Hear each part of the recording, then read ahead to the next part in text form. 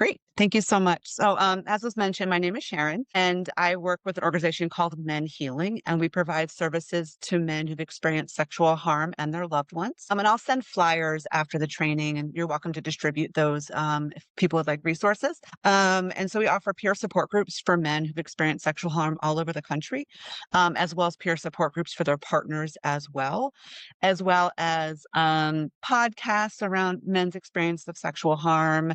We've got a video library that can be really helpful for folks to access if they're interested, as well as what we call weekends of recovery. So these are intensive weekends where men will come together from Friday through Sunday to just experience a reduction of isolation, coping skills, just again, being able to be around men who've experienced sexual harm, again, to feel less isolated, to feel less lonely, and to reduce the experience. And so I will send flyers out around that. At Men Healing, I am the Partners Peer Support Group manager as well as the training manager. We offer trainings as well if anyone's interested in having us come and train any staff or anyone else around working with men. But let me get into the training today because I have an hour and I want to make sure that I get you the information that you're going to need to be able to support men who've experienced sexual harm. So I just want to bring your attention back to the title. It's Done to Men, Understanding and Supporting Men Who Experience Sexual Harm. So I think language is very important. We will talk about language as we move through, but I want you to understand that sexual violence is done.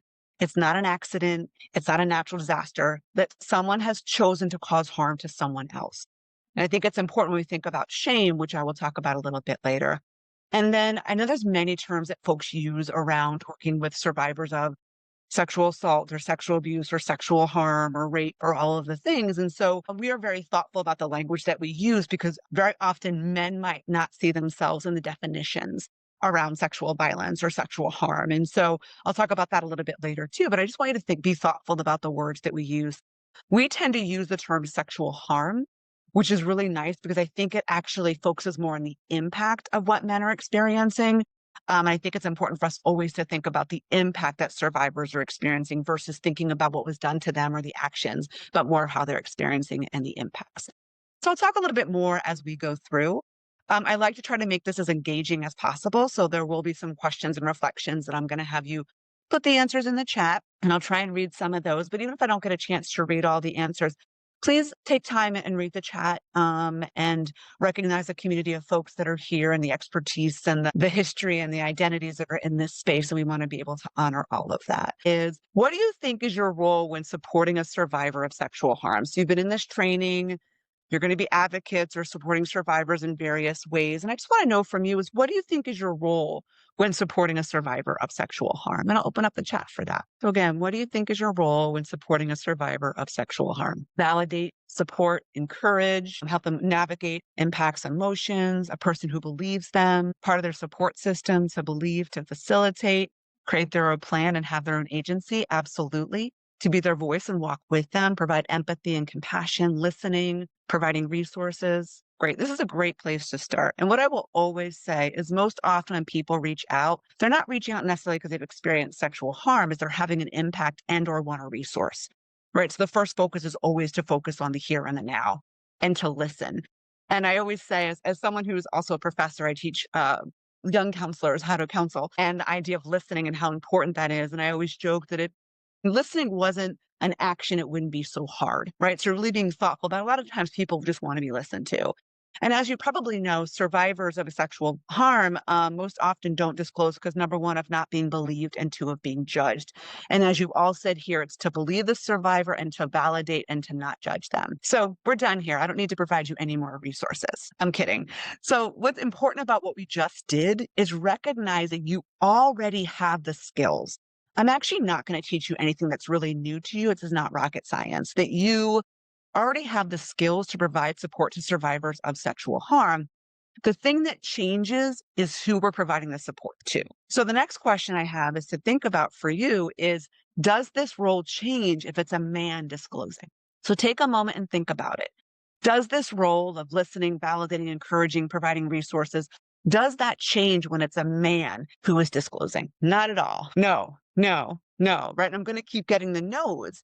What I think is important to acknowledge here is our roles do not change, but what probably changes is ourselves. It's really important for us to acknowledge any bias or barriers that we carry. And most often, if the survivors who are disclosing to us don't fit whatever our picture of is of who survivors look like, very often we get stuck and we may not be able to pull from the toolbox that we already have.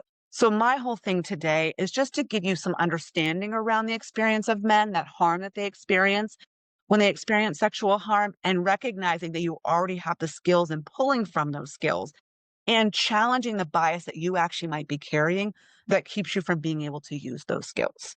And that's a large part of what we're doing today. I'm someone who's worked with survivors of sexual violence about 25 years now, almost half my life, actually. You can do the math, almost half my life in various aspects. And I've done a lot of training, and I'm a counselor myself and all of these things. And I find what happens when we start breaking down survivors by population, more often we have the skills, but more often what stops us is our own bias that comes up. And we all have it. So what I invite you also to do is have grace with yourselves around any bias that come up for you today, as we are going to challenge that. Very often when I do some social media and media in general, and very often I get asked the question is, why don't survivors disclose? I also wonder, if we don't like the question, to change the question.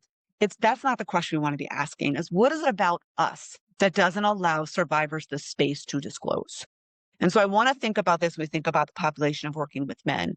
What is it about us that doesn't give men the ability to disclose their experience? And those are the things that we're going to talk about today as we move forward. Okay, so come on this ride with me. I'm just going to check the chat and see if anything. Okay, no, it shouldn't. Yes, and culture is definitely a factor of that, which we will also talk about. There are many factors that we are absorbing. We are conditioned to believe certain things about survivors. And the conditioning impacts us by what the conditioning is, and also the identities and the cultures that we're carrying. So we will delve into that a little bit later as well. So thank you for bringing that up, as well as stigma. Absolutely. Which is why I say in the beginning, it's done to men, that we begin to recognize that is the case. So we are going to understand the dynamics and context of sexual harm against men. Just again, giving you some tools and some things to pull from when you're working with men, to both address any stigma or bias that you have, but also address the stigma and bias that the men have as well. And we will get into that. It's identifying facts, barriers to seeking help, and lifelong impacts of sexual harm against men, and learn skills to appropriately support men survivors of sexual harm. Now, you probably already know this, but the more appropriate, more warm, more trauma-informed your responses to a disclosure, the more likely survivors are to seek services. And I'm going to tell you that's very true for men as well.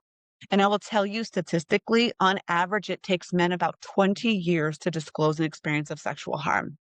And a lot of the men that I've worked with have disclosed and had really bad reactions, and therefore have not disclosed again, or it took them another 20 years or so. No pressure, though. That's why we're here, and that's why I'm here, is to give you those skills to help you to respond more appropriately to men who've experienced sexual harm. Okay. So who are we talking about? I just want to be very clear what we're talking about when we talk about men, because I really want to make sure that we're very inclusive. So men survivors include anyone who sees or identifies themselves as a man. It could be a transgender man or a cisgender man, or someone who identifies as non-conforming. It's again how they identify, and thinking about how that identity impacts their experience of being a sexual harm survivor. Some of the topics we discussed will be relevant for those survivors who have a penis. Even though we recognize that body parts are not the same as gender, but this can also play out and have an impact on survivors and how they experience their trauma, and again, how the trauma impacts them and how folks disclose. So I just wanted to be really honest and straightforward and direct about that. I'm not here to compare and contrast populations of survivors and their experiences. I'm here to talk about a specific population and their experiences. I was asked to do so. I do work with all survivors, but I'm here to talk specifically about this population of survivors, as I do represent an organization called Men Healing. And these experiences can be in childhood, adulthood, or both. And most often when folks do experience childhood sexual abuse, they're more likely to experience adult sexual assault, just based on statistics. And so just really recognizing the skills that you are learning here will be helpful in addressing sexual harm as it's coming up in someone's life in the here and the now. Okay, regardless of when the abuse occurred.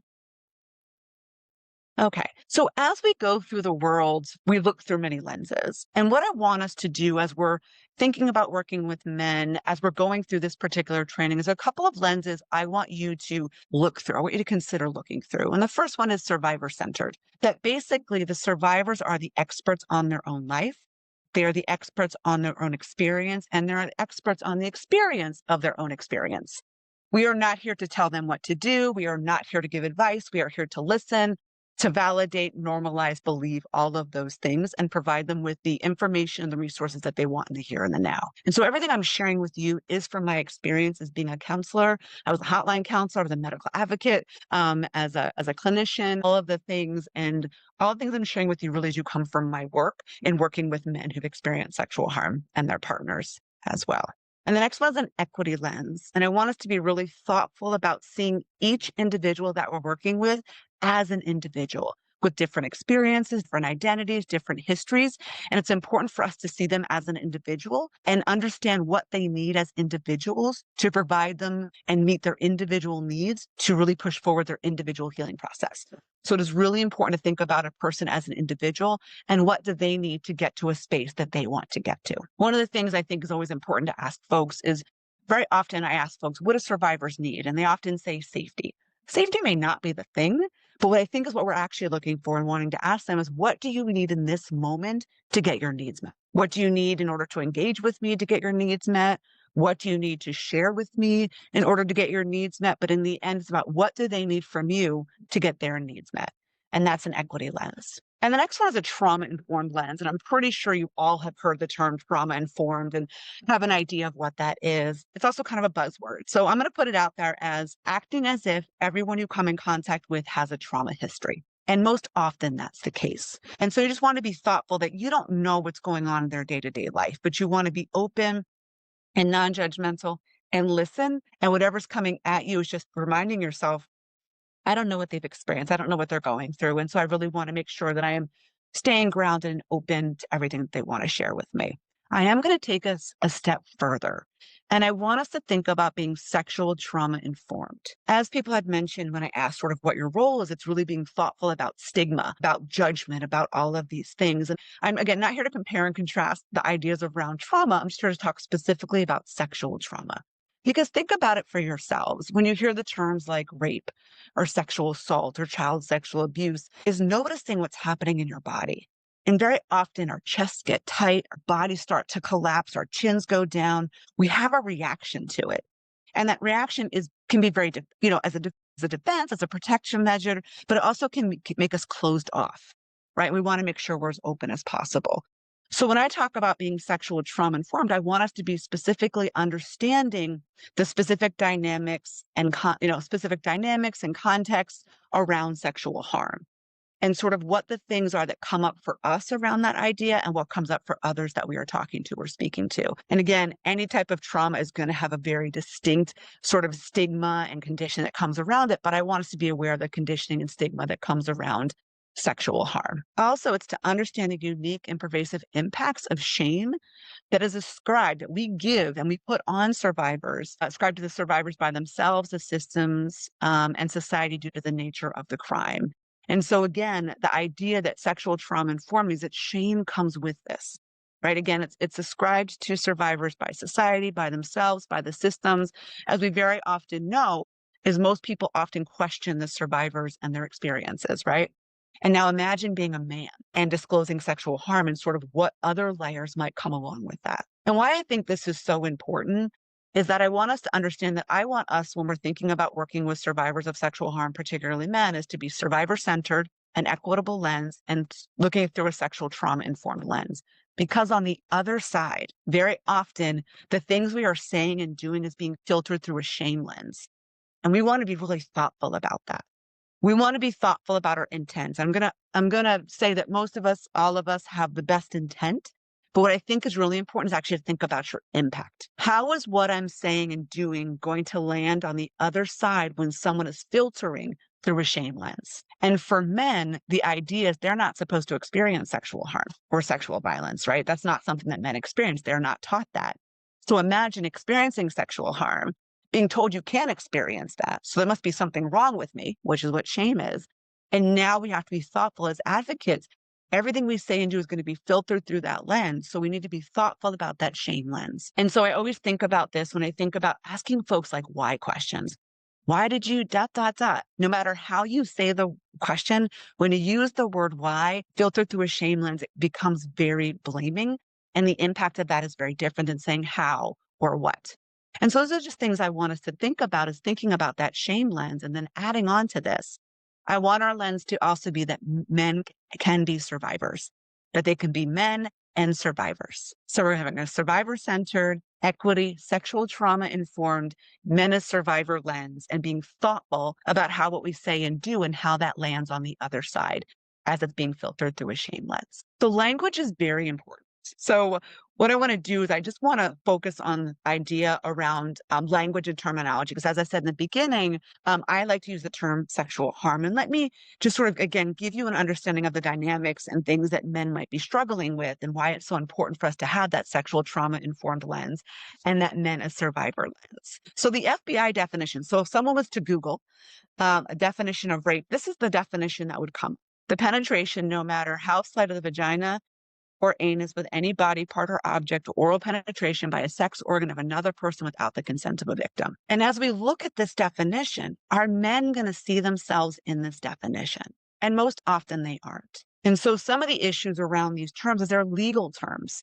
These are terms that are based on the court system or based on how we're going to prosecute someone or not. It's not really about the work that we're doing. And again, we're focusing on the impact and the harm on the person. And so when it comes to things, definitions like this is a legal term. And very often these legal terms are broken down by body parts and actions, right? And what's missing actually here is context. And so really recognize that sexual violence is not done in a vacuum. And there's a whole context here, which we'll get into in a second. But the idea is that if someone is just having an experience and Googling the idea of what was done to them and they get this definition, they may not see themselves in this definition. I will add that for men or folks with penis, as I said before, this might come into context, that being forced to penetrate somebody else is part of the sexual violence, but by definition, that would not be seen here. However, there is not consent. And so I just think it's really important to recognize that context is important, particularly when we're thinking about populations of survivors like men who don't quote unquote fit what we think is a stereotypical survivor. One thing I also want to talk about just really quickly is consent, and that's something that people have a lot of feelings about. But I just want to acknowledge that for me, I'm going to get on my soapbox, onto my high horse for a second.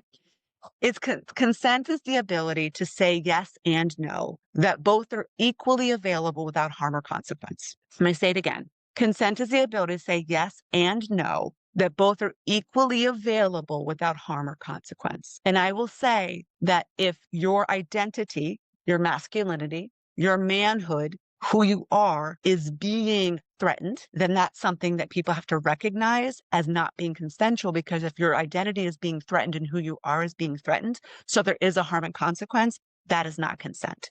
And I think it's really important to recognize the difference and to understand the actions of coercion and manipulation and those types of things that perpetrators will use to manipulate and to groom and the idea that those same tools are used against men and are confusing, which is why we need to be really thoughtful about understanding context and our language. So one of the definitions I like, now this is not a legal definition, this is a definition that comes from a book, and Richard Gardner wrote a book a long time ago, actually. It's one of the first books written around sexual harm against men, but it was called Betrayed as Boys. And so the idea of this is sexual victimization and betrayal. And what I like about this definition is it gives us context.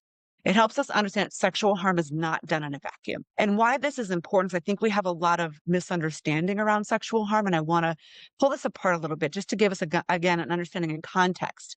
And by the way, the things that I'm doing here are actually things I do with the men that I'm working with to help them understand their own conditioning and their own context. So this definition says it consists of any overt and or covert sexual behaviors by which the abuser chooses to take advantage of a power differential with a dependent or vulnerable victim in order to satisfy the abuser's desires and violates the trust the victim has given to the abuser. If you want to share in the chat, what brings your attention about this definition? So take a moment, look at it, absorb it.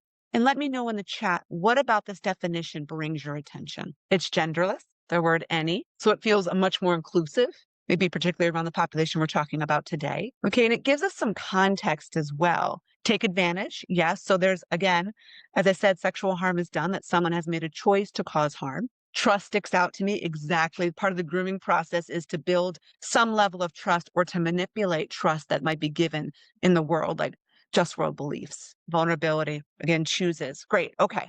So we've got some great context here, which is really important. And what I want to point out is a couple of different things. So the idea of the abuser chooses, right? So someone chooses to cause harm. So sexual violence is done. And it's really important to, again, think about that with our language. There's this idea of a power differential. And someone had mentioned this is genderless. It is, however, when we think about a power differential, it can come from many different places. But most often, the first thing that comes to mind for folks, again, because we're stigmatized to believe this, is the idea that the perpetrator is a man or the power differential has to do with gender. That is only one thing that can give and take power in relationship. And I'm sure if I was to have time and ask you to give me all the things in relationships that can give and take power, there are so many, right? There's social status, there's finances, there's employment status, there's ethnicity, there's race, there's ability, there is gender, there's birth order. There's so many things when we stop and think about it that can really give and take power in a relationship. So when I think about this, I think the important context from this definition is a power differential isn't just about gender, that there are so many other things that can give and take power. And so we talk about sexual violence being about power and control. We have to have people understand power can come from many different places and not just gender. Because if we think about it as just gender, then that might leave men out. And again, that context around power might be something that we're forgetting to include.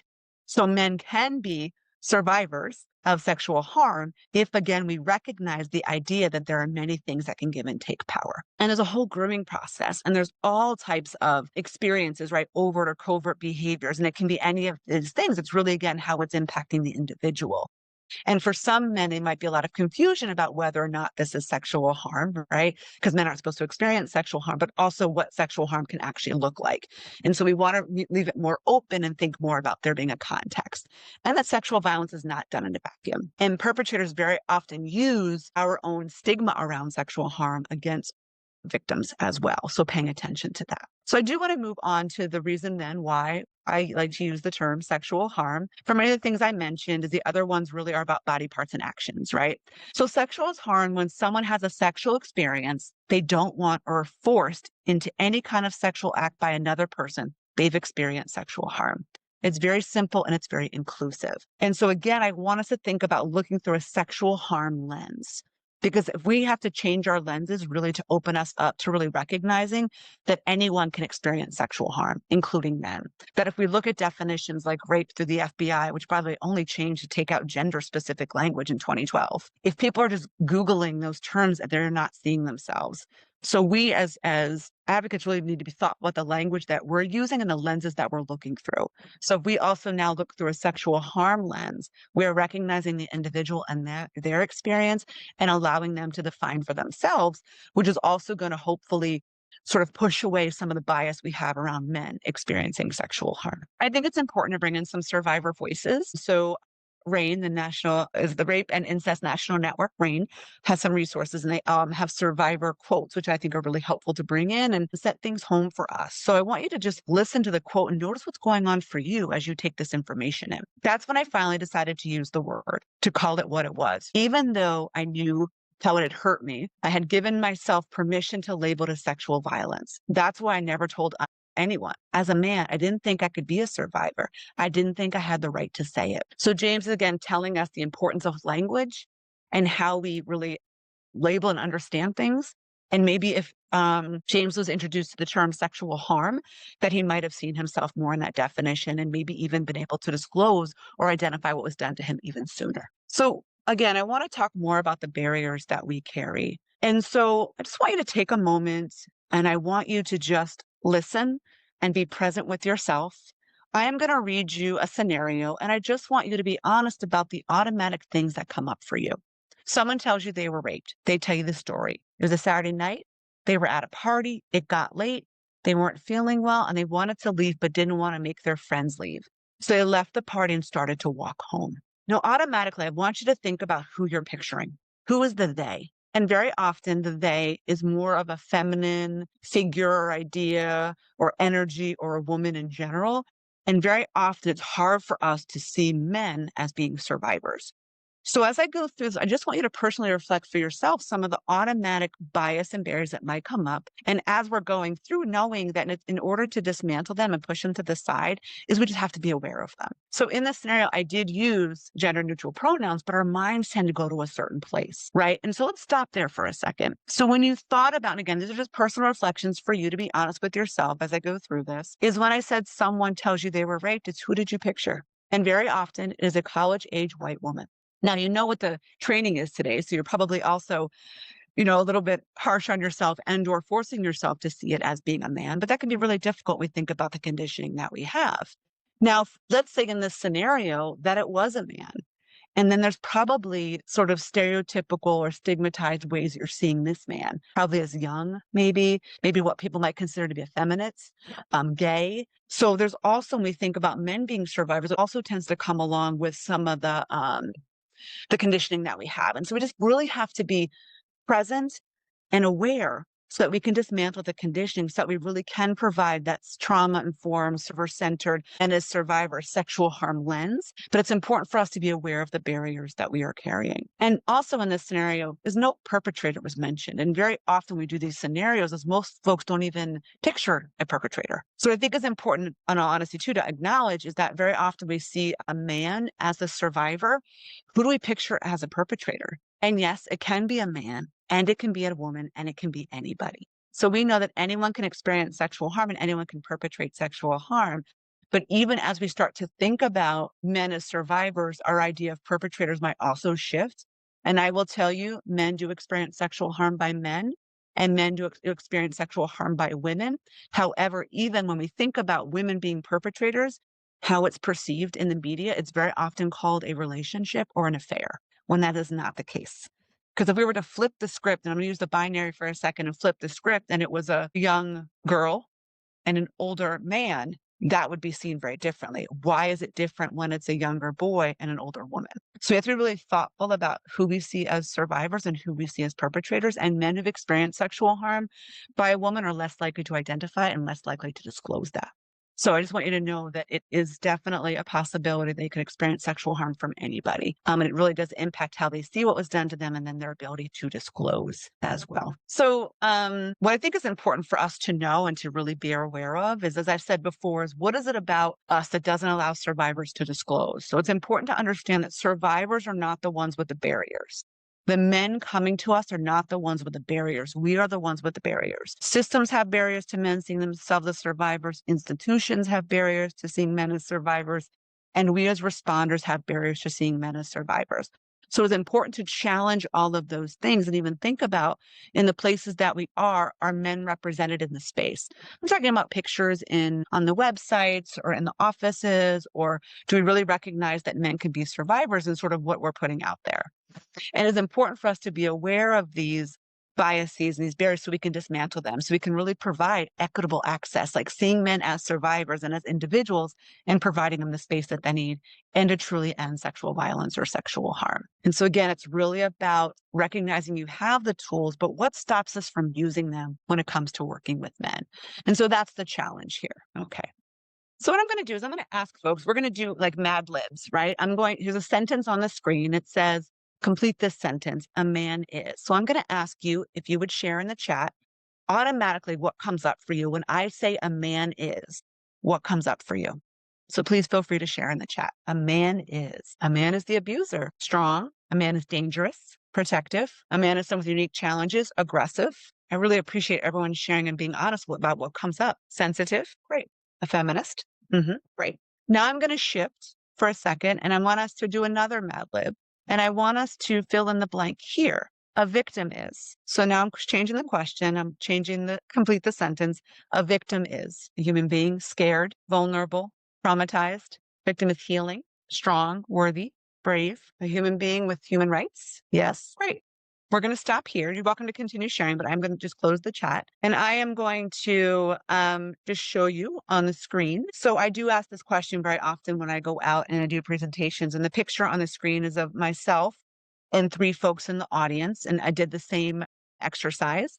And this was actually for the military. This is for Hanscom Air Force Base, which is very close to where I am. I'm in Boston. I didn't mention that before. And so this is the thing that came up, and I transcribed it so we can have it very clearly for us to read. And I'm going to read through them, and I'm also going to have you look at the screen. I want you to notice what you notice. These are transcribed from the things I just showed you and some of the things that came up for us when I asked you the question. Men are strong, protectors, stoic or unemotional, power, provider, leader, aggressive, sexual, and stable. Victim is weak, emotional, vulnerable, powerless, passive, shame, angry, isolated, broken, or damaged. Now, what are you noticing between these two lists? They are very opposite. Yes. And again, as everyone said, these are very opposite lists. So just thinking about this for a second, again, we're thinking about stereotypes and automatic reactions and things that come up for us. So if these are the things that come up between what a man is and what a victim is they are complete opposites. So what does this tell us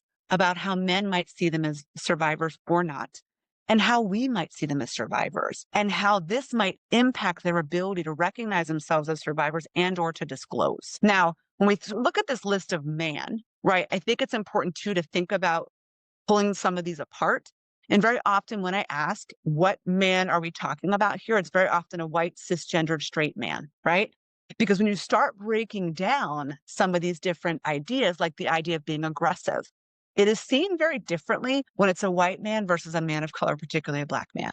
When we think about sexual, we think about Latino men as being sexual, and it's perceived very differently. So even within what we see as a man, our perceptions of what manhood is or what men are seems to shift as well. As some mentioned, culture comes into here. So I also want to be thoughtful about, for us too, when we think about the men who can experience sexual harm, are we then seeing them still differently based on some of their identities? And I think it's important for us to recognize that. And then we look at the idea of victim. Very often when I say, what does this represent? People often say women, right? Or gay men or things like that, right? Or trans men. And so again, thinking about how a man as a survivor can feel very difficult for them because the identities itself are not sort of open to the ideas of being a survivor. And so it can attack their masculinity and their manhood and their identities. All survivors' identities can feel very attacked at this moment, but we're thinking about working with men, and some things that might come up for them is the idea that they are not a man. And so there's just something, again, that folks might be struggling with, both us as advocates and also the men themselves. And so the questions and reflections, which I've already talked about, is really thinking about how does it make it difficult for men to see themselves as victims or survivors? How does it make it difficult for them to disclose, right? And we need to be thoughtful about how we can change these things by, again, changing our own attitudes and our own barriers and biases. And then how does it impact our own responses to men who disclose? And so it really is being aware of those things. And as we go through this training, is paying attention to all the things that might be going on for you. And so one of the most important skills, I think, for us to really pay attention to is to be as present as possible. You probably have heard about this, about the idea of being present, that the focus on working with survivors is to really focus on the here and the now. And I want to explain why it's so important.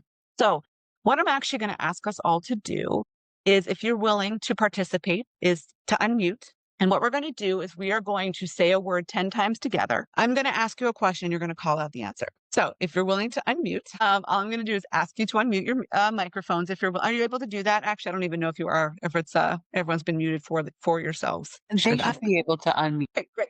So folks are willing to unmute. What we're going to do together, and when I say go, is we are going to take a white 10 times together. And you can count for yourself. It's kind of fun since online, it's usually all over the place. And if you can see me on the screen, I'll also count. But you're going to count to yourself 10 times. We're going to say the word white 10 times. I'm going to ask you a question. I just want you to call out the answer. Okay, everyone got that? Awesome. Okay, ready? Go. White. White. White. White. White. White. White. White. You're like, I love the question. No, cows actually don't drink milk. Baby cows do. I get that a lot. Cows actually drink water. Where I'm from, we say water, drink water. But what happened here is that I gave you a color and I asked for a liquid and your minds filled in the blanks. Whether or not you actually heard the whole question and processed the whole experience and the whole context. Being present is about listening. Being present is about listening to the moment, listening to what they need, listening to what they're saying to you without being in our own heads, and really being able to absorb and process what they're saying to us so that we can actually respond. What most often happens is we react. Reactions are involuntary, usually based in isms and bias, and it's usually the wrong thing to say. So if you're wondering about the wrong thing to say, don't react. What we want to do is we want to respond. Responding is I'm going to take in everything that's being said, the whole context. I am going to process it, and then I'm going to make a decision about what to say next. If you do that, you are less likely to have inappropriate responses or inappropriate reactions, I should say, have inappropriate reactions because you're allowing yourself to be as present as possible. All right. So what I'm going to do is we're going to do this one more time. I am going to ask you before you answer to stop yourself, ask yourself, what did Sharon ask me? I want you to take time and process the actual question and respond to what I actually just said. Okay. All right. So we're going to do it again. So please feel free to unmute. What we're going to do is we're going to say the word spot, S-P-O-T, and then I'm going to ask you a question, but it's up to you to stop yourself from reacting. Ask yourself, what was the question? Absorb the question, process, and decide on what your response is going to be. Okay. So you have to pause and respond. Okay. So we're going to say the word spot 10 times. Ready? Go. Spot, spot, spot, spot, Spot. spot, spot, spot, spot, spot. Where did you Yeah, go? good. I did hear it's to go. Hey, you still disrupted it. You're welcome to mute yourself. Mute yourselves again. Thank you so much. So what I did here is I heard a pause, which means you were taking the time to absorb, right? You were being present and you were absorbing what the answer was, what the question was, sorry, and then responding with a correct response. Even if you said to go, you still interrupted the automatic reaction of stop, which sounds like spot. So again, I was brainwashing you. I was conditioning you to think about spot and stop when really you go at a green light. And most of you said go and or pause for a second. Maybe you didn't say anything. And so giving yourself the ability to really be present and to respond appropriately. Why this is so important, again, if the folks in front of you may not, quote unquote, look like what you consider to be a survivor, if you allow yourself to be present, ask yourself, am I present? And if so, how do I know? Drop your breath into the belly and allow yourself to really listen to what's being said. Is your response will actually be more appropriate. And actually, you're less likely to say or do the wrong thing if you take the time to absorb and respond. I hope that makes sense because this is going to be this is the most important thing that really helps us to mitigate any sort of barriers or bias that we have. So again, I want you to remember to stop reacting and allow yourself to respond. Responding is absorbing everything that's being said, really taking it in, and then deciding what you're going to say. One of the things I used to do is I used to work with our survivor speakers. These are folks who go out into the community and would share their story. So you could put a face to the idea, right, of sexual harm versus separating. And one person asked one of the men survivors that were speaking and asked him, how do you know when someone's listening? And he said, when they respond to what I actually just said, which is so profound and yet so difficult for us to do, and how important that is. So again, it's really important to respond versus react. So I just want to give you some dynamics, some context of sexual harm against men, some things they might be experiencing. So as we've already talked about, what stops men from talking about sexual harm is they don't want people to know, right? Because again, how it might impact their identities and how they see themselves. I do always joke that men suffer from NBD, no big deal, right? It's not serious enough to report. But again, serious really is dependent on their experience of it, which is why the word harm and understanding any overt or covert behaviors really are something, again, to consider and to be open to. It's whatever they're experiencing as sexual harm and how they experience it, and their experience of that experience is really important. Again, that equity lens. Don't want to be seen as weak, which is really interesting, right? Because it's one of the first things that come up for folks is the idea of weakness and our vulnerability and seeing that as being weakness. And so, which is interesting, because that's what comes up for a lot of folks. So again, we have to think about how we socialize men, but that's a whole nother training. I thought others would blame me, and very often because men are, again, sexualized, are taught to be aggressive, are taught to be certain ways and or have a physical response. If there is, like say, example, having a penis and it's visible having a response, a physical response. And by the way, a response of like an erection does not mean desire. It's actually just a biological response. So it does not mean desire, does not mean consent, does not mean permission. However, that can be very confusing for men and can be used against them for folks who have a penis by the perpetrator. So you want this kind of thing. Didn't think I'd be believed. So as I said, most survivors, again, don't disclose, they don't think they're going to be believed or they're going to be judged. And so it is our job to believe all survivors that come in because it's not your job to not believe them. And again, feel partially to blame or to be blamed in general. So again, thinking about the list that we came up with and how those things really impact how a man might see themselves as a survivor and how we might see them as well. And so again, it wasn't this thing because it was perceived as consensual. And again, because men are taught that they're supposed to be sexualized, they're supposed to always want these things, right? And or again, have a physical body response. We see men as protectors, as being strong, as being all these things that they feel like they should have controlled it. Again, context is really important. Power comes from many different places. And so we need to make sure that we understand that loss of control in that middle during the attack itself comes down more around context and power dynamics, which we'll talk about a little bit. Experience sexual pleasure. Not true. Again, some people don't understand their own bodies, and we don't talk a lot about this, but folks with a penis and or men can actually ejaculate without actually orgasming. And so if people feel very confused by this, and again, a biological response doesn't mean desire. They are two different things. And I think we need to have people understand that as well. And it's very often, in all honesty, that all survivors might have a level of biological response and or consider themselves to experience pleasure when really it's a biological response. I was aroused. Again, there might be a biological response. Again, doesn't mean consent and it doesn't mean desire. And I should have stopped it and I didn't, right? So men must be to blame because they should have stopped it because it's not supposed to be done to men. So therefore I should have stopped it. So all survivors do carry a level of blame and shame, and how they carry it or why they carry it may come from something different. For men, it's the idea that men aren't supposed to experience sexual violence. Therefore, if I did, I'm less of a man and it must be my fault because I'm not all the things that men are supposed to be. So that's some of the things that come up.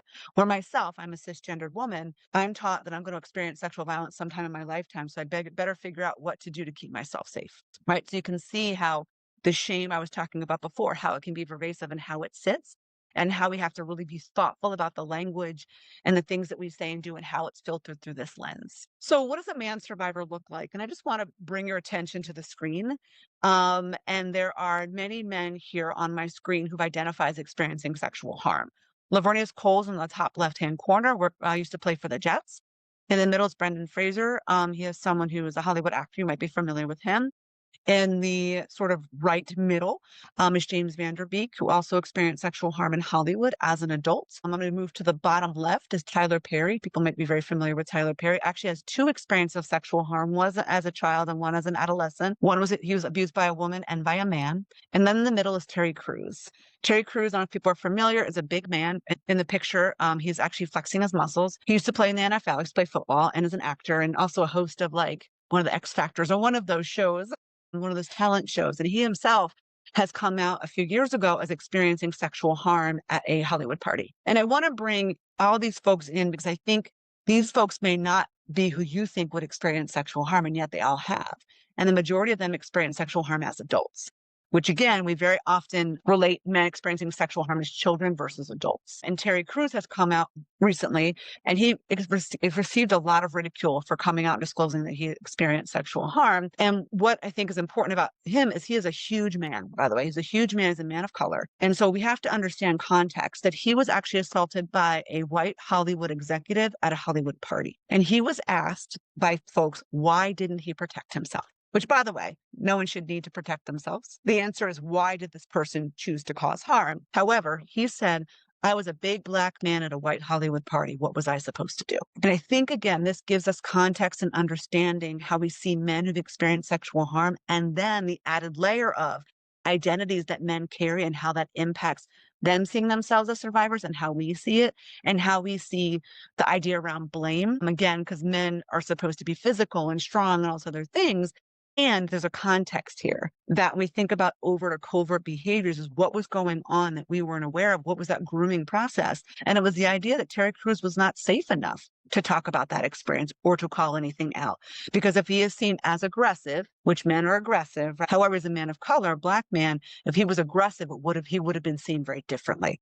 And so we have to understand that these are also things that really impede men's ability to disclose. And so again, we need to be really thoughtful about our words. We need to be thoughtful about our actions, about our barriers and our bias, and really open ourselves up to being able to give men the space to disclose. So I just want to move forward just a little bit, and you'll get the slides. You'll have all of this. So one of the things I want us to really understand is the variety and experience of men who've experienced sexual harm and the sheer number of men. So right now on the screen is Lincoln Financial Field. It is the home of the two-time Super Bowl winning Philadelphia Eagles. I am a huge Philadelphia Eagles fan. You can see behind me, I have all the things.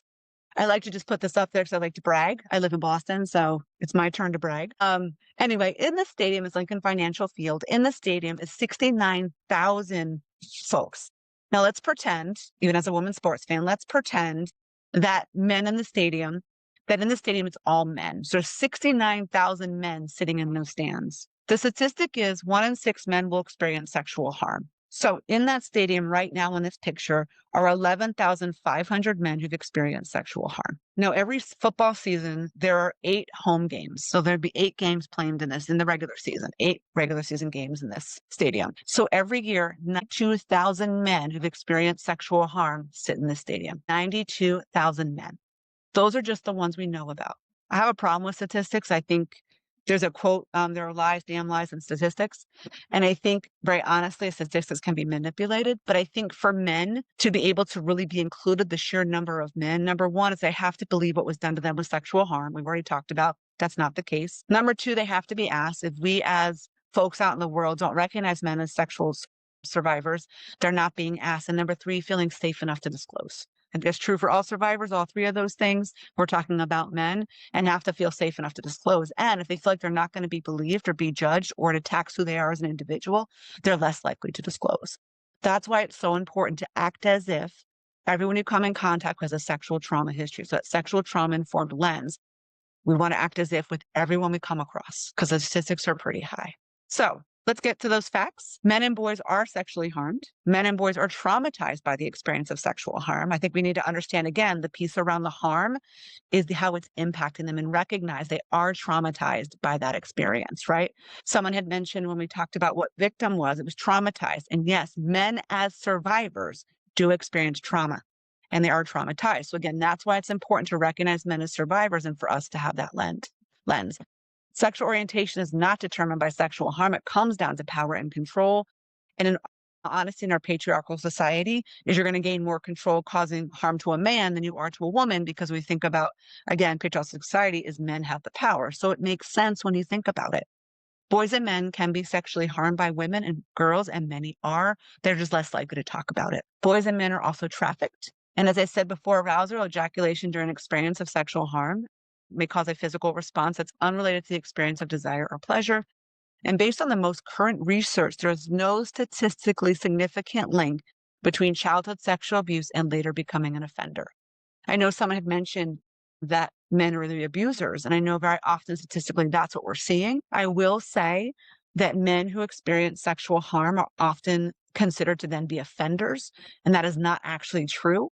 It is, again, data that has been manipulated. It is not true. Men who more likely experience physical abuse or neglect are actually more likely to then perpetrate sexual harm.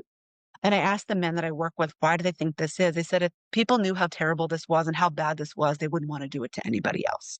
So I want us to also be thoughtful about the stigma that we have around that, because I have had men call for services at other places like rape crisis centers, and I myself worked at one, and were told they couldn't have experienced sexual harm because they were a man.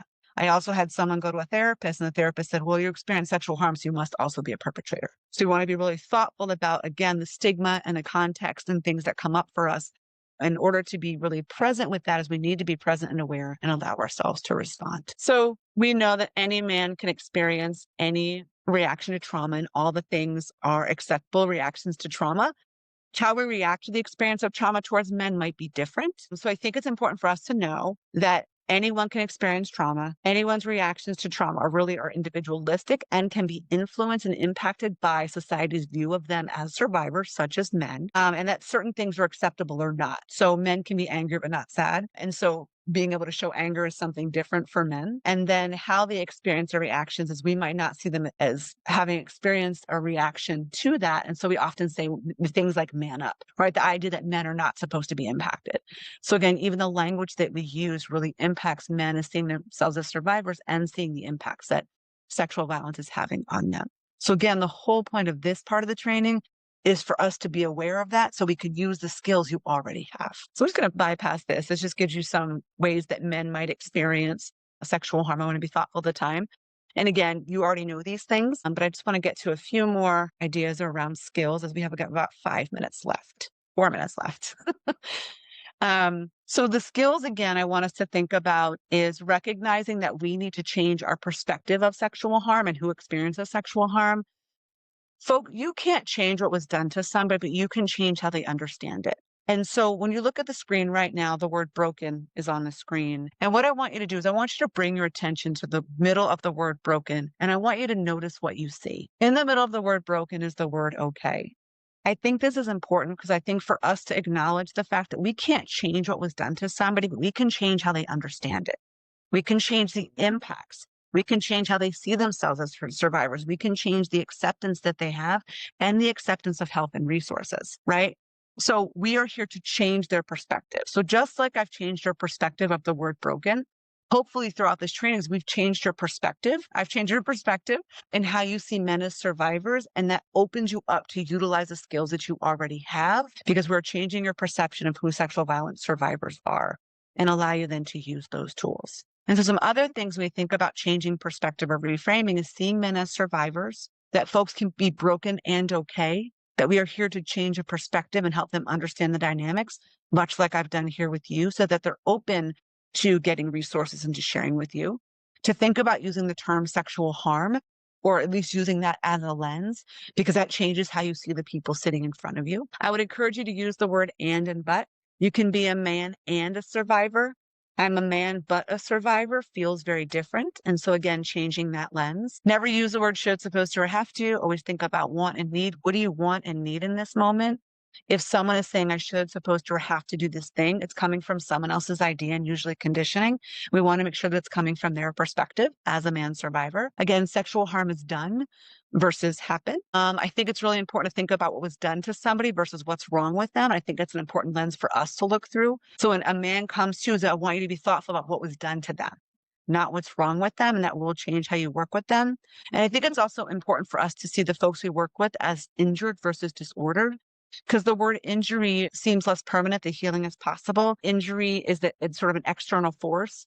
Injury lets us know that healing is possible, and yet there still might be some scars. So I think it's also important for us to recognize men as injured, because I think also too, when we think about men being harmed, I'll speak for myself. Very often I have an overreaction to take care of, because again, if men aren't supposed to do the things like cry or be hurt or harmed, and they are, I have an overreaction to that. And I might be overcompensating and infantilizing versus supporting.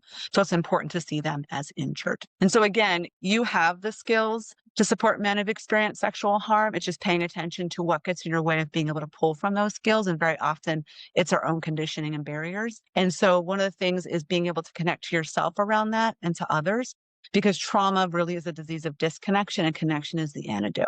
So thinking about what helps you to connect to men who've experienced sexual harm and use the tools that you have. And I am at time. So I want to be thoughtful about that barrier and that boundary. And so I want to thank everyone for being present. And again, you have, you'll get the slides and it has more resources for you, including resources like around men healing and also RAINN, and some just tools for you to draw from as you move forward in your work. So thank you very much for having me.